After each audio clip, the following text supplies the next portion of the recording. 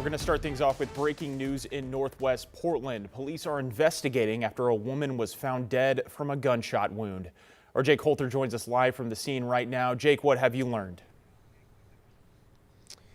Well, John, Portland police responded to a welfare check for a woman in a parked car on Northwest Kearney Street, and when they arrived, they found her dead from a gunshot wound. Now, the call came in around 5 o'clock tonight, and as you can see, there are still police on scene here. This is the scene on Northwest 22nd Avenue. Plenty of police cars still here hours later, as well as Portland Police's mobile command. Again, the woman in the car was found on Northwest Kearney Street between Northwest 22nd and 23rd Avenues, to be exact.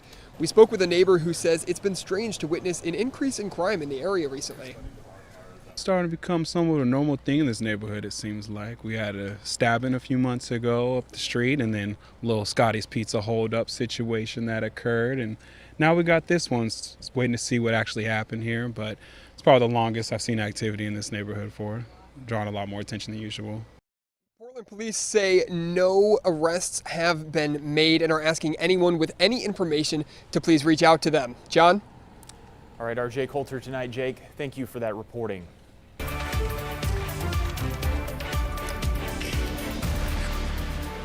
And we continue to wait tonight for the impending ruling from the Ninth Circuit Court of Appeals over whether the president is allowed to deploy National Guard troops to Portland.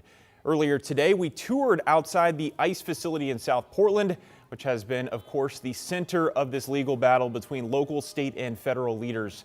Across the country, the Seventh Circuit Court of Appeals ruled that members of the National Guard in Illinois right now can remain federalized, but they cannot be deployed in the state.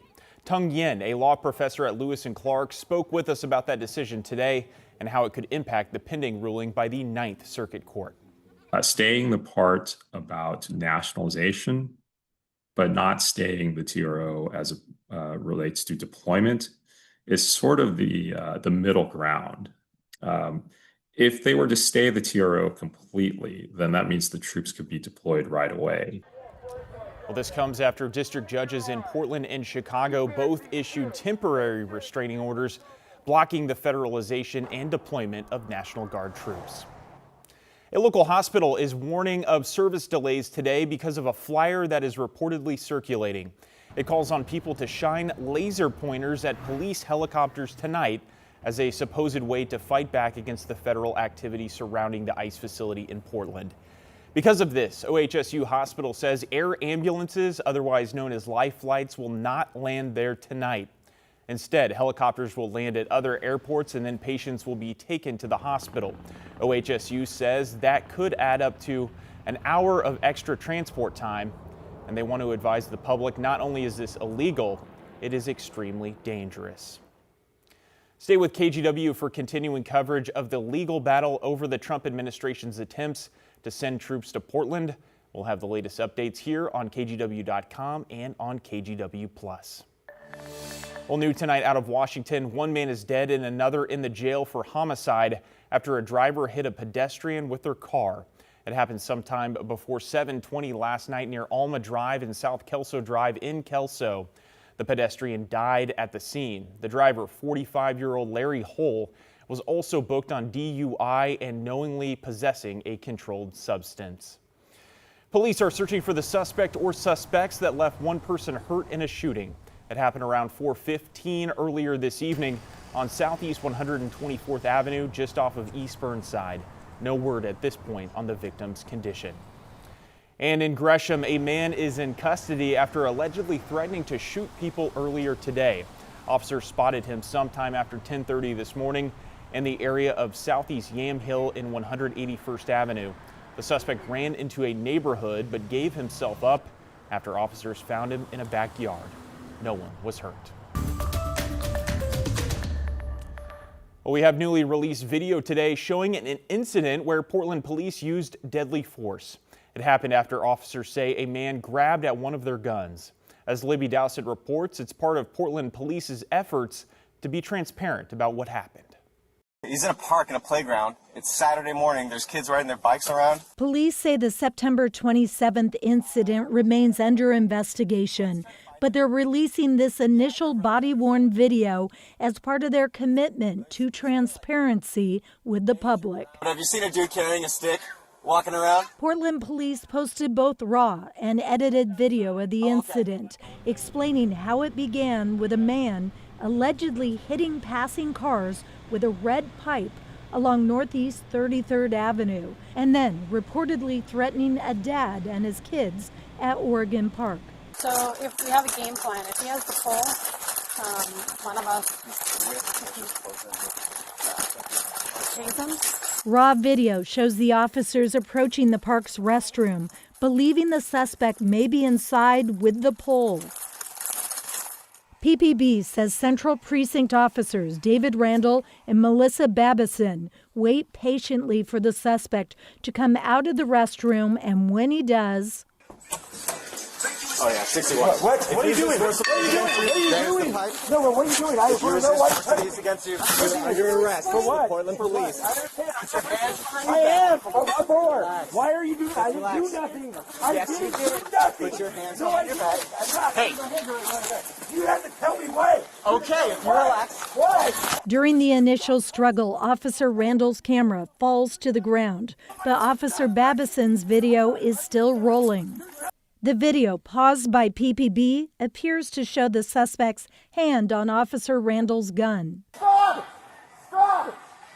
Let go of my gun! Officer Babison's video appears to show her trying to get the suspect off Randall. Get off! Even tasing him. Taser! I'm not doing nothing, man! When that doesn't appear to help, police say the suspect grabs for Randall's throat.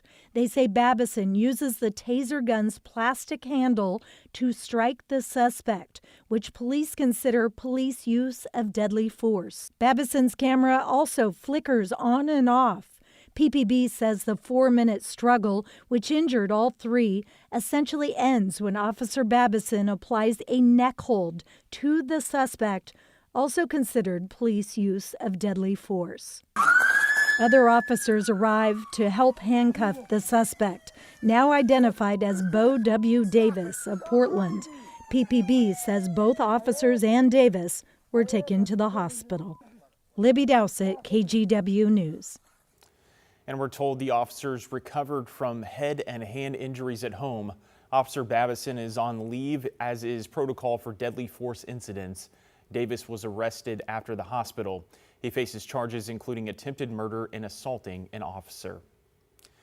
A Portland woman was criminally cited for DUI and reckless driving after crashing into 3 parked cars early this morning.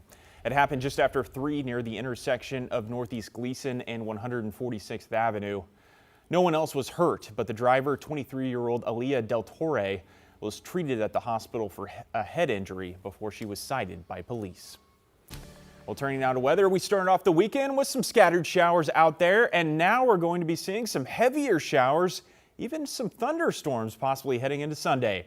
Meteorologist Joe Ranieri is here with more. Joe, you say there's also a chance for snow in the Cascade? Exactly right. It's going to be staying well above us. In fact, the snow level will drop right around 5,000 feet overnight into tomorrow, but late Sunday night into Monday, it drops down to 4,000 feet potentially. But we are seeing some cold air out there. You can see that upper level low bringing in some of those showers. We saw a little break in the rain earlier this afternoon and the evening, but right around 5, 6 o'clock or so, we started to see that rain pick up, and can kind of see the amount so far tonight are looking about right around 2/10 of an inch of rain at PDX, about 1/10 of an inch of rain over in Scappoose. Hillsborough, you've seen 4/100, so not a whole lot, but that's about to change heading into tomorrow as another stronger system moves through. So for your Sunday, expect to see just bands of steady streams of rain from morning into the afternoon before we kind of transition into more scattered showers heading into the early part of the evening tomorrow. Pioneer Park building camera, temperature of 55 degrees tomorrow. Yeah, we're looking at rain showers from basically 9 o'clock in the morning all the way into the evening hours, but they'll start to lighten up a little bit. Again, if you're traveling over the mountain passes, John, you're going to be under a winter weather advisory starting tomorrow morning. I'll talk more about that and kind of break down the timing and how much snow is in the forecast for the Oregon Cascades. All right, Joe, thank you.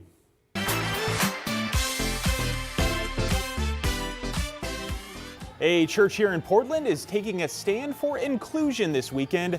with the help of brunch food and drag. Bridgeport United Church of Christ hosted Blessed Are the Drag Queens 3 this morning. The annual event celebrated the art of drag, and the money raised from it benefits outreach efforts in transitional housing, supporting marginalized communities. Bridgeport UCC leaders tell KGW the event is their way of pushing back against what they call a growing anti-trans and anti-drag sentiment by the federal government. It's abhorrent to me that in this country, people can be denied rights and services based on their identity. It is our religious belief that we are all equal in God's eyes and in community, and so what's happening now is not okay.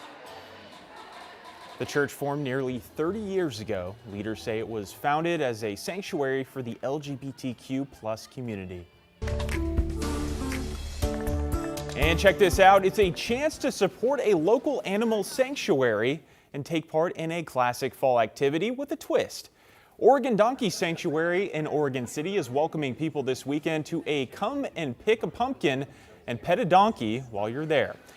There are also artisan crafts for sale, with all proceeds going back to the sanctuary. We're home to 24 donkeys right now that have been from various backgrounds, from rescues, some were surrenders, and we're using them primarily in the therapy means right now. We're not a licensed therapy facility, but we use what we call donkey assisted activities, where we have folks come out and spend time with the donkeys, and yeah, it's an amazing interaction to see with the donkeys. They're like big dogs.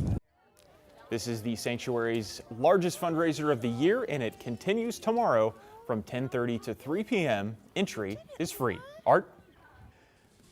Well, it was a big surprise in Eugene this afternoon. Number 3 Oregon going against number 7 Indiana. The only points that Oregon could score in the second half of the game came from the defense. It was a pick 6, and that tied the game at 20. But Indiana would respond. Fernando Mendoza with a fourth quarter touchdown pass to seal the Hoosiers' 30-20 upset win. Orlando Sanchez spent the day in Eugene. He's going to have a complete wrap of the game coming up in sports. All right, Art, thank you. Well, still to come.